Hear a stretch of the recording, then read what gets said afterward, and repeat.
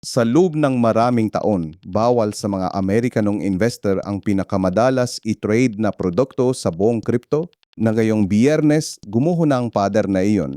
Sa unang pagkakataon, pinayagan ng CFTC ang Coinbase at ang Kalshi na mag-alok ng perpetual futures direkta sa mga investor sa Estados Unidos. Ang perpetual futures ay leverage na taya sa presyo ng coin na hindi nag-expire, kaya pwedeng manggutang ng malaki para palakihin ang kita at lugi.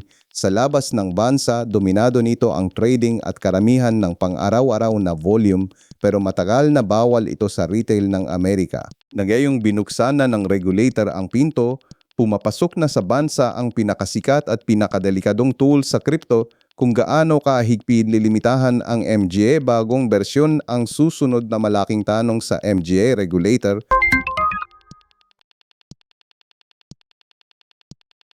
Nag-umpisa ng hayagang away sa buong kripto ang pinakamakapangyarihang banker sa Amerika at hindi siya magalang.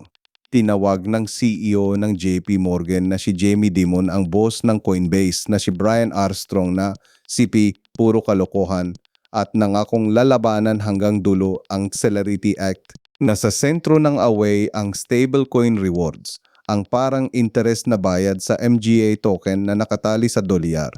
Ayon kay Dimon, hihilain nito ang deposito palabas ng MGA tradisyonal na bangko at hindi ro ito tatanggaping ng MGA bangko.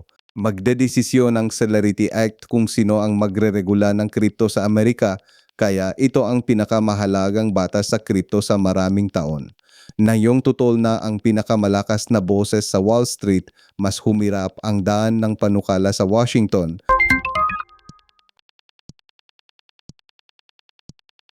Ang lalaking pumigil sa halos 2 milyong tao sa ipon nila ay maring makalaya ng mas maaga. Si Alex Mashinsky, founder ng bumagsak na crypto lender na Celsius, ay humiling na bawi ng tuluyan ang 12 taong sentensya niya sa pandaraya. Nakasalalay ang argumento niya sa diumanoy conflict of interest na nakaugnay sa kaso ni Sam Bankman-Fried, ang founder ng FTX na nakakulong din sa pandaraya. Noong 2022, ni-freeze niya ang withdrawal ng 1,700,000 user bago bumagsak ang Celsius na may utang na bilyon-bilyon. Nahatulan siya noong nakaraang taon at kaunti PA lang ang naserbisyo niya. Kung papayagang huwes, isa sa pinakakilalang manluloko ng huling crash ng crypto ang makikitang gumuho ang buong parusa. Mag-subscribe na!